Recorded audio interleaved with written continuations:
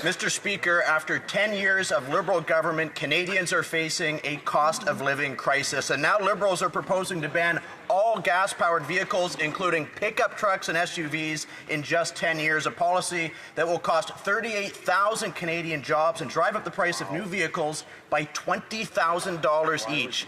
Conservatives believe that Canadians who drive their kids to school or to sports or themselves to work should have the freedom to choose the vehicle that's right for them and their families at a price that they can afford. Why does this Liberal government apparently disagree? Oh, great question.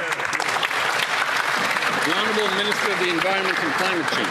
Mr. Speaker, once again, it is so shocking in a moment when our auto industry is under fire from the unjustified tariff from the United States that we have the Conservatives talking down a growing industry right in our country. We are going to stand up for our auto workers, we're going to support our auto workers, and we're going to make sure that Canadians have access to a growing area for vehicles. It's actually growing globally. We're going to make sure that Canadians have access to zero-emission vehicles. The Honourable Member for Brandon-Souris. The Liberal government is banning gas-powered vehicles and forcing Canadians to buy electric.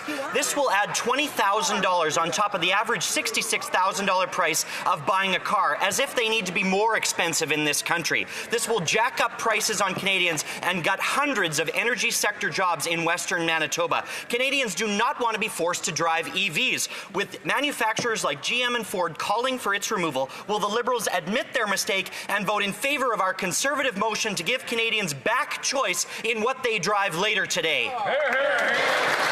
L'Honorable Ministre des Finances. Mr. Speaker, what we are prepared to admit is that we landed generational investment in this country, Mr. Speaker. You have seen companies of the like of Volkswagen choosing Canada, Mr. Speaker.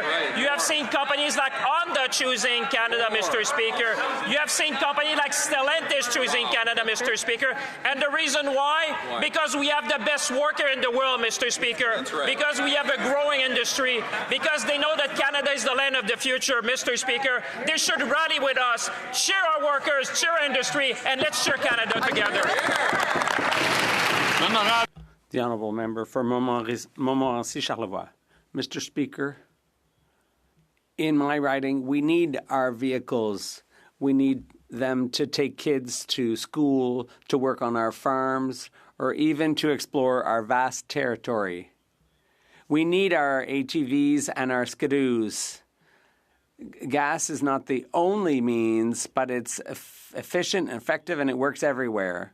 Instead of allowing us to take charge and develop and grow our economy,